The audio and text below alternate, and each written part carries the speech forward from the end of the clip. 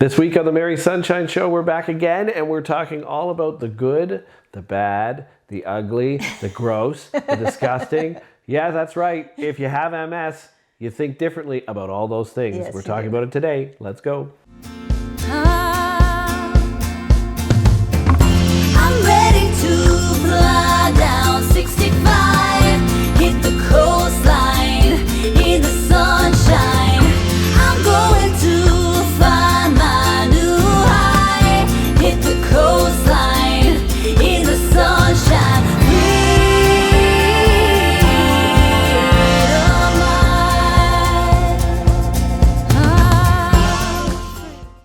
Welcome back to the Mary Sunshine Show, and I'm Chris. This is Colleen, my beautiful wife, and you are, of course, our MS warrior in this show. And today we're going to talk about something a little bit more fun, but really not fun if it's gross for you. I mean, I hope it's not, but we're going to talk about the good, the bad, the ugly, the gross, the disgusting, the what's not good, what's good, how it's all different for an MSer. Yes. Right? So Yes. Let's talk about that. Let's start with the bad. Let's start with the difference between bad and good, and we'll go to the gross stuff after. Okay, now the difference between bad and good. Are you speaking definitions here? Yes. So, because you always mention how something like I might stub my toe, for example, and that to an MSer is It's no biggie. Cry me a river, right? Yeah. So talk about that. Why is that? Okay, so for example, I was ill. I became ill at 13 and I saw a double and I had to wear a patch. And those are considered, in my opinion, bigger, more irritating problems. And so when people get irritated at the silly things, it's really hard to hear. It's really hard to accept. Like, so gas went up 50 cents. That sucks. Yes, it does. But there are bigger fish to fry in this world. Yeah, and that's gas is a good one, but it's true. Like, we all worry about other things that aren't really within our control, right? Yeah. So, and you guys with MS typically don't, and maybe it's not the same with everybody, but I would imagine it's very close. I mean, you're dealing with other symptoms. You're dealing with, like you say, the eye patch you were wearing and things like that. You're not necessarily worried as much about what the interest rates are doing or what the gas prices are doing or things like that because you're so focused. Is there a time where you get too focused on your MS? Like, do you think there's a point where everything is MS and you don't focus enough on the rest of life? Absolutely. I spent so many years, and I spent way too much money on all the supplements that existed out there that could possibly help MS. And just constantly thinking about, okay, what can I do? What can I do? What can I buy? What can I get? And it's kind of overwhelming when you're like constantly working to fix a problem and not just living your life. So basically what you're saying to people is, somebody's sitting there squirming, likely a spouse or somebody else that's watching with someone with MS. They're squirming going, well, gas prices do suck. Like, don't tell me to not think that, blah, blah, blah. But when you're looking at it, you're looking at it from a perspective of, I'm sitting here worrying every second of the day about what I can do next to try and make sure another lesion doesn't develop, right, or I don't have a fall or things like that, right? So it's a lot bigger than the gas prices. Absolutely. I think is what you're trying to say. Yeah. And so from looking at it from that perspective, how as an MSer would you enjoy the rest of life then? Like, so when I look at it, when you tell me that you're always worrying about the next step you need to take, how are you able to enjoy the rest of life, the fact that it's a beautiful sunny day out? What's your focus there? Personally, I focus on the positives and the happiness as much as I possibly can. One thing I was wanting to bring up that I'm sure doesn't apply to many people, but Chris and I are huge music people. We love our songs. We love our quotes from music. And I find that a lot of music inspires me to be happier. And so if I'm feeling down, putting on a song that is more uplifting, putting on music that makes me happy, Yeah, and that's especially going for somebody that's so focused on trying to recover or even cure MS, right? And you're looking for the next thing that will help you either stop it from progressing or even just stop it altogether, which would be great. But when you can't do that, or when you need to focus on something else, music's a perfect example of what you can do to sort of lighten your mood. Okay, today hasn't been the greatest. I've got more drop foot, or my vision's a problem, but I'm going to listen to some great music, maybe go for a walk, get some fresh air as best you can.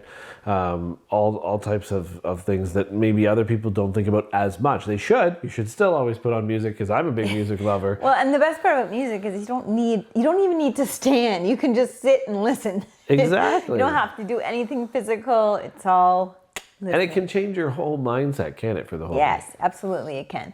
And the messages in music are generally uplifting, and I learn things through music. Yeah, absolutely. And your favorite music, of course, is polka. I'm sure everybody. I'm just kidding. If you love polka, it's fine. We support you too. To each their own. To each their own. But yeah, you're absolutely right. It really brightens your day. It can bring you up. I know for my walks, I'm trying to drop a few lbs. So hopefully you'll be on that journey with me, as well as I trim out over the next few episodes, hopefully. But even still, one of the things that motivates me to still be able to do that is music, right? To put the headphones on and try to get that 5K walk in, even though I don't like to do that, right? Like it works because you're listening to or a podcast. It doesn't have to be music. It could be a podcast. Things that you enjoy is essentially what you're saying. You know what? You brought up a really good point there. Do I always want to exercise? Nope. I'm a regular person, and sometimes I just want to not do physical activity. But you're motivated. You're motivated to do it, because I remember when I was first diagnosed, my doctor told me, you don't use it, you lose it. And it has been a strong motivation for me to be constantly moving my body, exercising, getting stuff done so that I can be capable tomorrow. Absolutely, yeah. And I always thought that was great. I think that was great advice for somebody being diagnosed so young as well, right? When you're being told at 13, 14 years of age that if you don't use it, you lose it. Hopefully I think a lot of people that age, it ingrains a little easier than adults who've been through life and the tough grind that is the adulthood life. I think when you hear it that early, especially, you're going to use that phrase. And really, maybe that becomes an affirmation for those watching that are adults, right? If you don't lose it or don't use it, you lose it. If you don't lose it, well, in your case, keys, phone, all that stuff. If you don't lose it, you lose it. But that's a fun part of it. Not fun, I'm sure, during when it's happening, but we always have a giggle when the phone's right beside you and you have to buzz it still. But those are things that are minute. But it's the bigger things like the walking and stuff where if you don't use it, you might lose it. Right? That goes for everybody, including myself. I'll tell you, starting these 5K walks, I feel like I've lost it a little bit because, it's just I haven't been doing it, especially from the pandemic. I haven't been doing it enough. So moving in general enough. So, you'll see me, I'm fine when I get home from my walk, but then you'll see me get up in the morning and my ankles are tight and and I'll be hobbling to the bathroom because, again, I didn't use it. Right? So let's switch gears a little bit to the gross. Okay. You wrote down this as a topic in general, and I thought it was funny, but at the same time, true. Gross doesn't mean the same thing for somebody with MS, does it? And why is that? Okay, so many, many, many, many years ago, I had a different husband, and I had different husband. not nearly as good, but he was really grossed out with the fact that I required suppositories. That is something that MSers may often need because your internal system isn't always working properly and signals aren't getting to where they need to be. And so going to the washroom often needs assistance. And so yes, the ex-husband was really grossed out by this whole suppository thing. And I'm like, bigger fish, right? Like, do I want to sit as someone who can't go to the washroom, or do I want to do what's right and go to the washroom? Well, and it may there's- need assistance. Yeah, and there's health benefits to it as well, right? Yeah. You can't, like, I mean, people that don't regularly get backed up, they might be like, okay, well, maybe I'll use a suppository. Yeah. Right? It's not as much a choice for MSers necessarily, is it? Because Yeah. the signals, as you say, aren't getting there the same way. So you have to use things that assist to make sure that you're healthy, because you've got to clear out those toxins. Yeah. You've got to clear out all those things, right? And I remember one of your favorite people ever, and you've watched her since I've known you, Oprah, had an episode long ago when she had her show about poop. Everybody poops. Yeah. Right? And it was probably one of her highest rated, best episodes she ever did, because it was attacking the things. I think Dr. Oz did something similar not too long after that, where, it's true. Everybody does. And yeah, okay, a suppository is something you probably wouldn't want to use every day if you didn't Yeah. have to, and you don't necessarily use it every day, but it has to be something that's in your life that maybe isn't in somebody without it. Yeah, but when you know you need certain things, how can they be gross, right? Like Yeah. it's not the same. And Exactly. I remember before having babies thinking that number 2 was really gross. And then my oldest, who obviously is the first one, so I'm not bringing you up as an example, Dylan. It's just not saying any names, Dylan, but right up the back. And you have no choice any longer. There's no choice about what's gross and what's not. That changes automatically It does, because life yeah. changes, right? And you're Yeah. doing something different in life. So when you see a baby poop right up their back, as long as it's yours, well, and also, sorry to interrupt. No, You're go also for it. you're caring for that baby. That's what the Yeah. baby needs. That's what the baby requires. And that's kind of, you can put that perspective onto a human who's ill and needs help. They require certain things. For example, suppositories. They're just needed for your health. So there's the message to spouses and ex-spouses too. It's just to say, you're caring for this person. This is your spouse. You shouldn't find it necessarily a gross thing. You should find it as something that supports and helps your healthy lifestyle.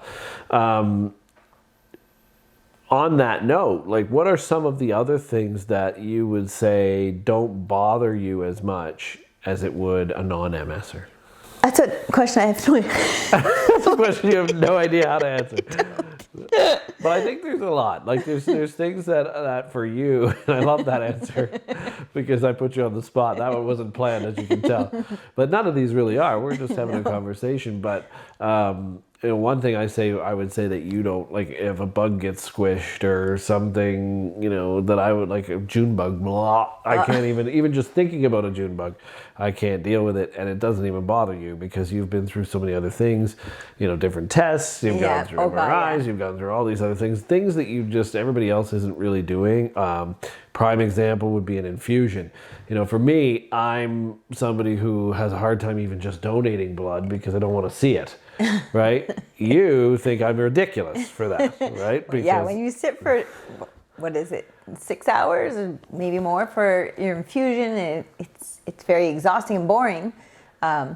But you do what you have to do, right? Yeah, and millions of blood tests and things that you've been through in your life. I mean, for you, it's something that wouldn't even faze you. Whereas for me, I'm like, don't even put that in me because I'm going to pass out. Even though I want to help, it's one of those things. And people have the white coat syndrome. I don't have that, No. but white coat syndrome. People can't even have their blood pressure taken by a doctor without their blood pressure going through the roof, and then it looks like they're ill because they just can't handle the white coat being there, right? So it's interesting. Like, it really does prove that people with MS, and I'm sure with other diseases that people suffer through, kind of roll their eyes at the rest of society and what they think is gross. And sorry, on that note, makes me roll my eyes at my children because they are obviously afraid to get their blood taken, and I'm like, give me a break. Yeah, exactly. The kids, I understand a little more because it's something new and it hurts I in a know. way. I mean, very briefly, but this is an interesting topic today because I don't think it's something you tried to be better with all these things for. You just become better because of how you've had to live versus how somebody else has had to live, and so I think for it makes you a warrior. We call you guys MS warriors, but it's true, right? Because you're doing all these MRIs, you're dealing with all these things, not just balance. Like I think a lot of people have a misunderstanding that MS is only walking issues, right? And there's so much more to it. Yes. And so it's kind of, I hope this show is educating more people on what it is. But I mean, to go through the fatigue and the visual issues and the balance is one thing, but it's not the only thing. And there's just so much going on there that, why would anything be gross or anything? I mean, you must find something gross. Give me something that's gross. Tuna fish. Blech. Oh, right. See, I like tuna, but you don't like tuna. To each their own baker. But you're mostly a seafood again. I'm very disgusted with seafood, and I know that is loved by so many people. I respect that, but yeah, I'm not a big seafood fan either. But salmon, tuna, I'm good. Actually, chicken salad, I feel like I kind of get the idea of the tuna thing because I don't think I want to eat chicken salad. It just looks funny. But it looks just like tuna, I guess. But I don't know. It's weird. People are weird. Let's just admit that we're all weird, right? Yes, absolutely. Anything else? Tuna? Other things? Nope. That's pretty much it for you. Yeah. Nothing to discuss you. Well, that must be nice. That must be nice. But, well, this has been great. This is another good episode of kind of helping to understand not only other MSers feeling like they're going through it with you, Colleen, but also I think for the spouses and others watching this to understand what it is that the MS warriors go through or don't go through in this case, talking about how there's less disgusting to you than than there is to others. So so that's kind of interesting, maybe even a benefit of I don't find that gross. Sorry. You're crazy to think that's gross, but whereas we're like, that's disgusting. So, but thank you for watching again. Another episode in the books. We'll be back again next week. Thank you for Colleen. Thank you. I'm Chris. We'll see you next time.